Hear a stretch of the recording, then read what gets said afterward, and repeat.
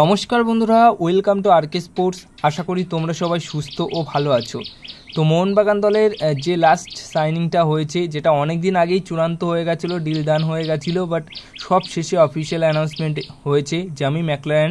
তো সেই Jamie McLaren কত নম্বর জার্সি পরে খেলবে, এই রকম প্রশ্ন কিন্তু অনেক এসছে বা অনেকে তোমরা করেছো, ইনস্টাগ্রামেও করেছো পার্সোনাল মেসেজ হিসেবে, এবং কমেন্ট বক্সেও অনেকেই করেছো যে নতুন ফুটবলারটি বা জ্যামি ম্যাকলারেন কত নম্বর জার্সি পরে খেলবেন। তো দেখো, তার ফেভারিট জার্সি নাম্বার অবশ্যই 9, কিন্তু 9 যে জার্সিটা নাম্বার, সেই জার্সি নাম্বারটা কিন্তু ডিমিট্রি পেট্রাস পরে খেলেন।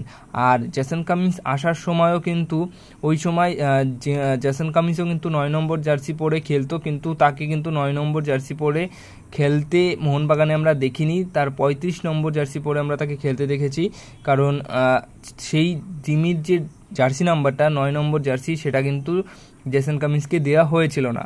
তো এই ক্ষেত্রে যেহেতু জিমি ম্যাকলারেনেরও পছন্দের জার্সি নাম্বার 9, কিন্তু আমার মনে হয় না যে জিমির যে জার্সি নাম্বারটা সেটা সেই 9 নম্বর জার্সিটা মোহনবাগান জেমি ম্যাকলারেনকে দেবে, কারণ জেমি ম্যাকলারেনেরও আরও 1 থেকে 2টো পছন্দের জার্সি নাম্বার রয়েছে, যেটা 19 আর 24। তো এই 19 বা 24 এই দুটি জার্সি নাম্বারের মধ্যে যে কোনো একটা জার্সি নাম্বার পরে মাঠে নামতে চলেছে মোহনবাগান দলের জ্যামি ম্যাকলারেন।